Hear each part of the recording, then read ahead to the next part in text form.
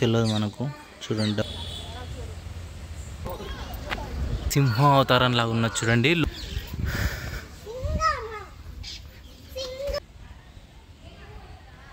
Hi friends, అందరికీ నమస్కారం. ప్రస్తుతానికి మనం గంగైకొండ చోళాపురం దగ్గర అయితే ఉన్నాము. ఈ గంగైకొండ చోళాపురం వచ్చేసి తమిళనాడు రాష్ట్రంలో అయితే ఉంది. ముఖ్యంగా మా తెలుగు రాష్ట్రాల నుంచి గంగైకొండ చోళాపురంకి ఎలా చేరుకోవచ్చు, ఇక్కడ ఏమేం వసతులు ఉన్నాయి, ఇక్కడ ఆలయం దగ్గర చూడవలసిన ఇంకా ప్రదేశాలు ఏమో ఉన్నాయి, అవన్నీ డీటెయిల్స్ 1 by 1 అయితే తెలుసుకుందాం. ఇప్పుడు మనమైతే ఈ చోళాపురం దగ్గరికి అయితే వెళ్దాం పదండి. చిదంబరంలో నా రూమ్ అయితే కాల్ చేసిన. రూమ్ దగ్గర నుంచి నేను వచ్చేసి బస్ స్టాప్ దగ్గరికి అయితే వెళ్తున్నా. బస్ స్టాప్ వచ్చేసి మన రూమ్ దగ్గర నుంచి ఒక 550 మీటర్స్ దూరంలో అయితే ఉంది. ఇక్కడ నుంచి వచ్చేసి మనం గంగైకొండ చోళాపురం అయితే పోవాలి.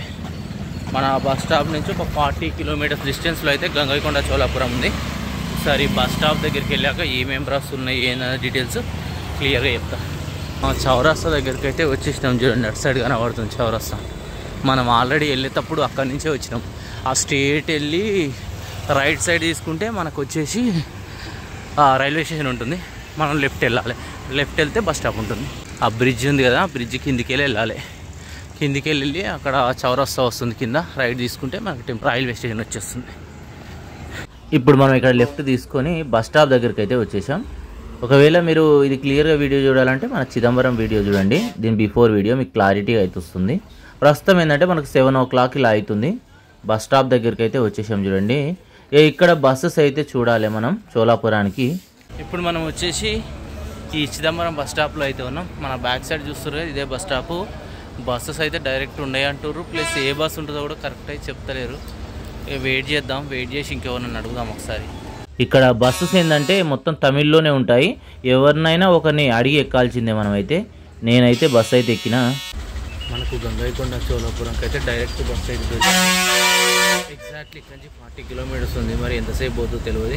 టికెట్ ప్రైస్ కూడా తెలియదు. టికెట్ తీసుకున్నాక టికెట్ ప్రైస్ అయితే చెప్తా. మనకు ఇక్కడ నుంచి అయితే బస్ అయితే స్టార్ట్ అయిపోయింది. చూడండి మనకు ఈ చిదంబరం నుంచి ఇప్పుడు నేను చెప్పినట్టు ఎగ్జాక్ట్లీ 40 కిలోమీటర్స్ అయితే ఉంది. ఇప్పుడు మనం చూస్తుంది మొత్తం చిదంబరం బస్ స్టాప్ ఏరియా. ఒకసారి అయితే చూడండి ఏ విధంగా ఉందో. మొత్తం ఫ్రూట్స్ అవి మీకు లెఫ్ట్ సైడ్ అయితే కనబడుతున్నాయి. చూడండి ఇది మెయిన్ ఏరియా అన్నట్టు మనకు చిదంబరంలో వచ్చేసి. మనం ఏంటంటే ఫస్ట్ రోజు చిదంబరం చేరుకొని చిదంబరం నటరాజస్వామిని అయితే దర్శనం చేసుకున్నాం. దర్శనం చేసుకున్నాక ఇక్కడ నుంచి మనం గంగైకొండ చోళాపురంకి అయితే వెళ్తున్నాం. ఒకవేళ మీరు వీడియో చూడకపోయి ఉంటే ఆ వీడియో అయితే చూడండి. ఈ వీడియో చూస్తూ ఉంటే మాత్రం తప్పకుండా ఒక లైక్ అయితే చేయండి. లైక్ చేస్తే ఏంటంటే కొంచెం ఎక్కువ మందికి రీచ్ అయితే అవుతుంది ఈ వీడియో అయితే. మన బస్ అయితే మూవ్ అయిపోయింది. చూడండి ఇప్పుడు మనం వస్తూ ఉంటే ఈ ప్లేస్ అంతా మీకు చూపించిన. చూడండి ఇక కొంచెం ముందుకు వెళ్ళాక ఇంకా క్లారిటీ వస్తుంది మీకు. ఇక్కడ ఏంటంటే ప్రైవేట్ బస్సులు ఎక్కువ ఉంటాయి అని చెప్పాను కదా. ఇక్కడ ఏంటంటే ప్రతి దాంట్లో ప్రైవేట్ బస్సులో సౌండ్ బాక్సెస్ ఎక్కువ ఉంటాయి అన్నట్టు. ఇక్కడ ఇక మీకు ఇంతకుముందు చెప్పినా కదా లెఫ్ట్ సైడ్ ఇక బ్రిడ్జి. ఈ బ్రిడ్జి కిందికి వెళ్ళిపోయి రైట్ తీసుకుంటే రైల్వే స్టేషన్ అయితే ఉంటుంది. మనం బస్ స్టాప్ ముందుకెళ్ళి వెళ్ళినా టెంపుల్ అయితే వచ్చేస్తుంది. ఇక ఇక్కడ నుంచి ముందుకెళ్ళి రైట్ తీసుకున్న టెంపుల్ వస్తుంది. మనం మార్నింగ్ నడుచుకుంటూ వచ్చినాం కదా, ఇక నడుచుకుంటూ వచ్చిన ప్లేస్ ఇదే అన్నట్టు. ఇక్కడ నుంచి బస్సు మూవ్ అయితే అయింది. బస్ టికెట్ ప్రైస్ వచ్చేసి 40 రూపీస్ అయితే ఉంది. ఇక మనం వెళ్తూ ఉంటే చిదంబరంలో ఇలా పెద్ద కొలను అయితే మీకు కనబడుతుంది. చూడండి ఇక్కడికి చేరుకోవాలంటే మీరు చిదంబరం చేరుకొని చిదంబరం నుంచి గంగైకొండ చోళాపురం అయితే చేరుకోవాలి. లేదు అంటే కుంభకోణం చేరుకొని కుంభకోణం నుంచి ఈ గంగైకొండ చోళాపురం అయితే చేరుకోవాల్సి అయితే ఉంటుంది. ఈ 2 ప్లేసెస్కు డైరెక్ట్ ట్రైన్ అయితే అవైలబుల్గా ఉంది. హాయ్ ఫ్రెండ్స్, మొత్తానికైతే మనం గంగైకొండ చోళాపురంకి అయితే రీచ్ అయిపోయినాం. టెంపుల్ వచ్చేసి మనం ముందే ఉంది. మనకు ఆ నుంచి ఇక్కడికి ఒక 40 minutes అయితే పట్టింది. రోడ్ గిట్ల అంతా బాగుంది. నేషనల్ హైవే ఉన్నట్టున్నది అంతా. నెక్స్ట్ ఇక్కడ నుంచి టెంపుల్కి అయితే వెళ్దాం. టెంపుల్ అటు సైడ్ కనబడుతుంది. చూడండి ఆ గోపురం చూడండి ఎంత సూపర్గా ఉందో. ఇక్కడ నుంచి ముందుకైతే వెళ్ళిపోదాం. ఎంట్రన్స్ అయితే అక్కడ ఉన్నట్టున్నది. బట్ ఎంట్రీకి టికెట్ ప్రైస్ ఉందో లేదో నాకు ఐడియా లేదు. ఒకసారి ముందుకెళ్ళి అయితే చూద్దాం. ఇక్కడ ఇటు సైడ్ అన్ని వెహికల్ అయితే పార్క్ చేసిర్రు. మార్నింగ్ టైం కదా, కొంచెం రష్ ఇంకా తక్కువనే ఉంది. ఫుల్ రష్ అయితే కాలేదు. ఇక్కడ టికెట్ ప్రైస్ అయితే లేదు. ఎంట్రీ వచ్చేసి ఫ్రీగా ఉంది. మనం మొత్తానికి అయితే టెంపుల్ మెయిన్ ఎంట్రన్స్ ముందు అయితే ఉన్నాం. చూడండి ఇప్పుడు మెట్ల దగ్గర ఉన్నాం. ఇక్కడ నుంచి మన బ్యాక్ సైడ్ వెళ్తే టెంపుల్ అయితే ఉంది. ఒకసారి నడుచుకుంటూ లోపలికి అయితే వెళ్దాం. వావ్, ఇక్కడ నుంచి చూడండి ఆ ఎంట్రన్స్ నుంచి చూస్తే ఎంత బ్యూటిఫుల్గా కనబడుతుందో. చూడండి ప్రపంచ వారసత్వ సంపదగా మనకైతే గుర్తించడం జరిగింది. ఒకసారి ఈ లెఫ్ట్ సైడ్ చూడండి ఆ బుర్జు అంతా ఎట్లున్నా చూడండి ప్లేసు. ఇక రైట్ సైడ్ కూడా విశాలమైన ప్లేస్ కనబడుతుంది. రోడ్ వచ్చేసి కూడా మనకు రైట్ సైడ్ అయితే ఉంది. ఇక ఇక్కడి నుంచి లోపలికి అయితే వెళ్దాం. వెళ్తూ ఉంటే చూడండి ఈ మహద్వారం ఎలా ఉందో. మనకు చోళ వంశానికి చెందిన మనకు చాలా ఆలయాలు కూలిపోయినాయి. ఇలా కొన్ని ఆలయాలు మాత్రమే ఇప్పుడు మనకు దర్శనమిస్తున్నాయి చూడండి. రెండు వైపులా మనకు నాట్యం చేస్తున్నట్టున్న దేవతామూర్తులు అయితే మనకు దర్శనమిస్తారు చూడండి. ఇక్కడ మొత్తం దగ్గరికి పోయి నాకు చూడండి ఒకసారి ఆ ధ్వజస్తంభము, ఆ రాజగోపురం చూడండి ఎంత గొప్పగా కనబడుతున్నాయో. ఈ ఆలయం ఏంటంటే మనకు సేమ్ తంజావూరులో ఉన్న బృహదీశ్వర ఆలయం ఎలా ఉంటుందో ఆల్మోస్ట్ అదే విధంగా ఈ ఆలయ నిర్మాణం అయితే మనకు కనబడుతుంది చూడండి. ఇక్కడ అంతా గ్రౌండ్ చూడండి పెద్దగానే ఉంది, చుట్టూ గోడ కూడా పెద్దగానే ఉంది. ఒకప్పుడు ఏంటంటే మనకు ఈ చోళరాజులు ఇక్కడనే రాజధాని చేసుకొని 250 సంవత్సరాలు అయితే పరిపాలించారు. ఇక్కడ సైడ్కి ఏదో రూమ్ అయితే ఉంది. ఇక్కడ నుంచి మనం ముందుకైతే వెళ్ళిపోతున్నాం చూడండి. ఇక్కడ పెద్ద ధ్వజస్తంభం అయితే కనబడుతుంది. మనకు ఈ చోళరాజులు వచ్చేసి మనకు 9వ శతాబ్దం నుంచి 13వ శతాబ్దం వరకు పరిపాలించడం అయితే జరిగింది. ఒకసారి ఇక్కడ చూడండి నందీశ్వరుడు మొత్తం ఎలా ఉందో చూడండి. చాలా పెద్ద నందీశ్వరుడు అయితే మనకు దర్శనమిస్తున్నాడు చూడండి. మొత్తం ఏదో సున్నప్రాయతం చేసినట్టు అనిపిస్తుంది చూడండి, కానీ మొత్తం స్టోన్తో నిర్మించింది. ఒకసారి ఇక్కడికి వెళ్ళి చూడండి. వావ్, ఆ లెఫ్ట్ సైడ్ ఇప్పుడు దేనికో ఉపయోగిస్తారు కానీ ఎందుకు నిర్మించారో కరెక్ట్ ఐడియా లేదు. ఆ లెఫ్ట్ సైడ్ చూడండి. ఒకసారి ఇక్కడ చూడండి ఎంత గొప్పగా ఉందో చూడండి ఈ నందీశ్వరుని యొక్క విగ్రహం. ఇటు సైడ్ చూడండి ఒకసారి, ఇవి సింహ అవతారం లాగా ఉన్నది చూడండి. లోపలికి వెళ్ళడానికి వీలైతుంది బట్ అంతా మూసేసిర్రు చూడండి. ఎంత గంభీరంగా కనబడుతుందో అసలు. కింద చూడండి మామూలుగా మన చెయ్యిల ఏళ్ళు గోర్లు చూడండి ఎట్లా కనబడుతున్నాయో. ఇక్కడ నుంచి కిందకి సొరంగ మార్గం ఉంది.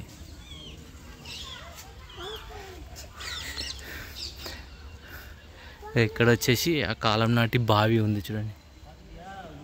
ఒకసారి ఇక్కడ నుంచి చూడండి, ఒకసారి ఆలయం యొక్క వ్యూ ఎంత చక్కగా కనబడుతుందో చూడండి. ఇక్కడ నుంచి ఎంట్రన్స్ అయితే ఉంది. ఇక్కడ నుంచి క్లియర్గా కనబడుతుంది చూడండి ఆలయం. ఇక్కడ వచ్చేసి మరొక చిన్న ఆలయం అయితే ఉంది, పూజలు అయితే జరుపుకుంటుంది చూడండి ఇక్కడ. తర్వాత చూద్దాం అటు సైడ్ అయితే. ఇప్పుడైతే లోపలికి వెళ్ళి స్వామివారిని అయితే దర్శనం చేసుకుందాం. ఈ మెట్ల పైనుంచి మనం పైకి అయితే వెళ్ళాలిగా. ఇక్కడ నుంచి టెంపుల్ పై భాగానికి అయితే వెళ్దాం. ఇలా నడుచుకుంటూ పైకి అయితే వచ్చేసినాం చూడండి. మొత్తం స్టోన్తోనే నిర్మించారు ఈ ఆలయాన్ని అయితే. కానీ ఇక్కడ నుంచి ఒక 200 కిలోమీటర్ల వరకు ఎక్కడ మీకు గుట్టలు కూడా లేవు. ఇక మనం చూసిన నందీశ్వరుని అయితే చూడండి పై భాగం నుంచి ఎంత చక్కగా కనబడుతుండో. అక్కడ వచ్చేసి ధ్వజస్తంభం అయితే ఉంది. ఇక మహద్వారం నుంచి లోపలికి వెళ్ళే ముందు భాగంలో చూడండి ఇలా నాట్యం చేస్తున్న దేవతామూర్తులు అయితే ఇరువైపులా మనకు దర్శనమిస్తారు చూడండి. ఇక్కడి నుంచి మనం ప్రధానమైన ఆలయం లోపలికి అయితే చేరుకుంటున్నాం. ఈ ఆలయం లోపలికి రాగానే చూడండి ఈ పెద్ద మండపం అయితే మనకు దర్శనమిస్తుంది. ఎంత ఉన్నది చూడండి అసలు, ఎంత గొప్పగా ఉంది చూడండి ఈ ఆలయ నిర్మాణం. ఈ లెఫ్ట్ సైడ్ చూడండి, ఈ రైట్ సైడ్ కూడా అలానే ఉంది. మనకు రెండు వైపులా చిన్న చిన్న ఆలయాలు ఉన్నాయి మళ్ళా ఎక్కడైనా. ఒకసారి ఇక్కడి నుంచి చూడండి, ఇక్కడి నుంచి ముందుకు వెళ్ళి స్వామివారిని అయితే దర్శనం చేసుకుందాం.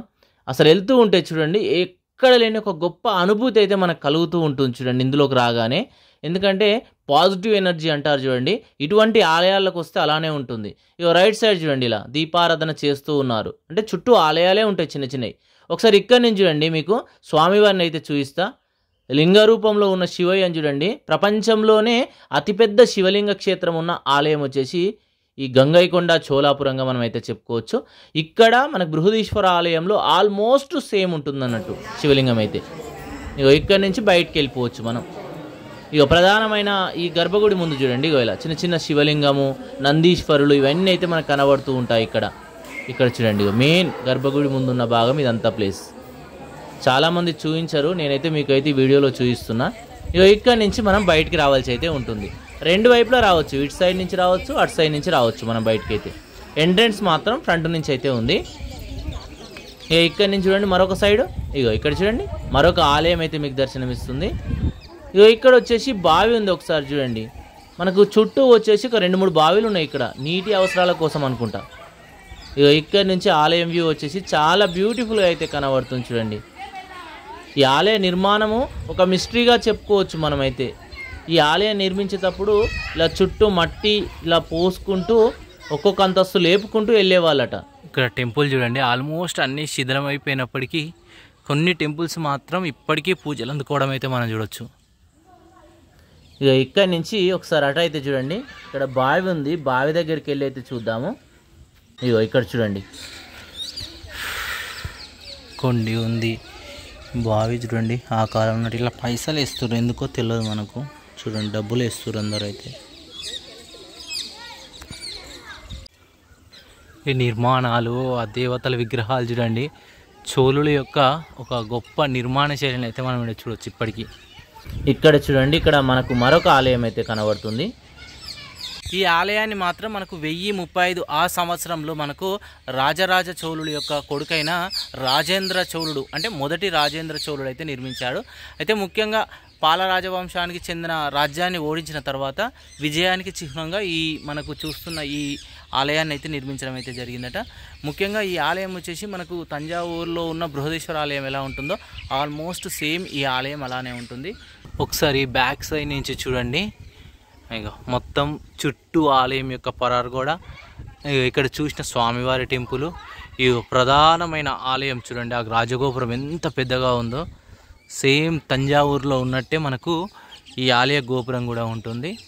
మనకు ప్రపంచ వారసత్వ సంపద కూడా ఈ ఆలయాన్ని అయితే గుర్తించారు. చోళరాజులు వచ్చేసి మనకు ఈ గంగైకొండ చోళాపురాన్ని రాజధానిగా చేసుకొని సుమారు ఒక 250 సంవత్సరాలు అయితే పరిపాలించడం జరిగింది. అయితే 1035లో ఈ ఆలయాన్ని అయితే నిర్మించారు. అయితే తంజావూరు ప్యాలెస్ను మాత్రం మనకు 1003వ సంవత్సరం నుంచి 1010వ సంవత్సరం లోపే నిర్మించారు. అంటే ఆల్మోస్ట్ 7 సంవత్సరాలన్నీ ఆలయం అయితే నిర్మించారట. ఆ ఆలయం ఎలా ఉందో సేమ్ ఆ ఆలయ నిర్మాణంలోనే మనకి ఇప్పుడు చూస్తున్న ఈ గంగైకొండ చోళాపురాన్ని కూడా నిర్మించడం అయితే జరిగింది. వాళ్ళ రాజవంశులు నిర్మించినప్పటి ఆలయం ఇంకా ఉంది. అయితే వాళ్ళు ఇక్కడ కోటని, ఇల్లును కూడా నిర్మించుకున్నారట. కోట వచ్చేసి ఒకటి భూమి లోపట ఉండేటట్టు, ఒకటి పైన ఉండేటట్టు అయితే నిర్మించారట. కానీ ఇప్పుడు ఇక్కడ నుంచి ఎగ్జాక్ట్లీ 3 కిలోమీటర్ల దూరంలో వచ్చేసి వాళ్ళ ఉన్న ఇల్లు అయితే ఉంది. కానీ ఆల్మోస్ట్ కూలిపోయిందట. 2005వ సంవత్సరంలో కొంచెం ఆనవాళ్ళని అయితే గుర్తుపెట్టారు. అక్కడనే సొరంగ మార్గం కూడా ఉంది. ఈ గంగైకొండ చోళాపురం నుంచి ఆల్మోస్ట్ చాలా ప్రదేశాలకు మనకు ఈ సొరంగ మార్గాలు అయితే ఉన్నాయట. ఇక్కడ కూడా ఉన్నాయి, మనని ఆల్రెడీ పోనివ్వట్లేదు. మీకు ఫ్రంట్ ఒకటైతే చూపించిన ఇంత ముందుకే, అక్కడ కూడా మీకైతే సొరంగ మార్గం అయితే ఉంది. ఒకసారి ఇక్కడ నుంచి ఆలయం వ్యూ అయితే మరొకసారి చూపిస్తా చూడండి. ఇక మరొక సైడ్ నుంచి ఆలయ నిర్మాణం అయితే ఈ విధంగా కనబడుతుంది చూడండి. ఎన్ని అంతస్తుల్లో ఉందో చూడండి, చాలా అంతస్తుల్లో నిర్మించారు ఈ ఆలయాన్ని అయితే. ఇక్కడి నుంచి ఆ ముందు భాగానికి అయితే వెళ్దాం. ఇక ఇవన్నీ చూడండి ఆల్మోస్ట్ అంతా కూలిపోయినాయి. వాళ్ళ రాజవంశస్థులు 250 సంవత్సరాలు పరిపాలించిన చూడండి, ఇంత ఆనవాళ్ళు కూడా ఇక్కడైతే కనబడతలేవు. ఎందుకంటే తర్వాత పాండ్యరాజులు అయితే చోళరాజులని ఓడించడం అయితే జరిగింది. వాళ్ళ పరిపాలనలో వీళ్ళ ఏముండొద్దని ఆల్మోస్ట్ అన్నీ కూలగొట్టడం అయితే జరిగిందట. వావ్, ఆలయం పైన శిల్పాలు అవి చూడండి ఎంత బ్యూటిఫుల్గా కనబడుతున్నాయో. ఇక్కడ వచ్చేసి మరొక శిల్పం ఉంది. ఇక్కడికి వచ్చాక చూడండి మరొక బావి ఇక్కడైతే కనబడుతుంది. ఈ ఆలయం వచ్చేసి ఈ విధంగా అయితే ఉంటుంది. అయితే మొత్తం వచ్చేసి ఈ చోళరాజులు నిర్మించింది 3 ఆలయాలు అయితే చాలా మనకు ప్రసిద్ధి అయితే చెందినాయి. ఒకటి బృహదీశ్వర ఆలయము, రెండవది వచ్చేసి కుంభకోణంలో ఉన్న ఐరావతేశ్వర ఆలయము, ఇప్పుడు మనం చూస్తున్న గంగైకొండ చోళాపురంలో ఉన్న ఈ ఆలయం. 3 వచ్చేసి ప్రపంచ వారసత్వ సంపదగా అయితే గుర్తించడం అయితే జరిగింది. మనకి ఈ 2 ఆలయాలు సేమ్ ఉంటాయి. ఐరావతేశ్వర ఆలయం మాత్రం కొంచెం డిఫరెంట్గా అయితే ఉంటుంది. ఇక్కడ చూసాం కదా, ఇక్కడ నుంచి మనం ముందుకైతే వెళ్ళిపోతున్నాం. ఈ లెఫ్ట్ సైడ్ చూడండి, ఈ లెఫ్ట్ సైడ్ వచ్చేసి మనకు మరొక ఎంట్రన్స్ కూడా కనబడుతుంది. ఈ ఆలయం ఏంటంటే తర్వాత పాండ్య రాజులు, ముస్లిం రాజుల చేతికి వెళ్ళి తర్వాత విజయనగర రాజుల చేతికి వచ్చాక మళ్ళా పూర్వ వైభవం అయితే అందుకోవడం అయితే జరిగింది. ఇక్కడ చూడండి ఆలయం ముందు 2 త్రిశూలాలు దర్శనమిస్తున్నాయి. చోళరాజులు ఏంటంటే ఫస్ట్ మనకు తిరుచురపల్లి అంటే శ్రీరంగము ఈ ఏరియాలో అయితే వాళ్ళ రాజధాని ఉండేది. తర్వాత అక్కడి నుంచి వాళ్ళ రాజధాని వచ్చేసి మనకు ఈ ఇప్పుడు మనం చూస్తున్న ఈ గంగైకొండ చోళాపురంకి అయితే మార్చడం జరిగింది. వాళ్ళ కాలంలో ఏంటంటే ఇది చాలా పెద్ద పట్టణము, ఇప్పుడు ధ్వంసం అయిపోయి మనకి ఈ విధంగా అయితే కనబడుతుంది. ఇక్కడ ఆలయం తప్ప ఏం లేదు. వాళ్ళ కాలంలో ఏంటంటే మన ఆంధ్రప్రదేశ్, కర్ణాటక, మనకు పశ్చిమ బెంగాల్ ఇలా చాలా వరకు అయితే వీళ్ళు పరిపాలించడం అయితే జరిగిందట. ఇంత గొప్ప సామ్రాజ్యం గురించి భావి తరాలకు చెప్పడం మాత్రం మన అదృష్టంగా మనం అయితే చెప్పుకోవచ్చు. Thank you.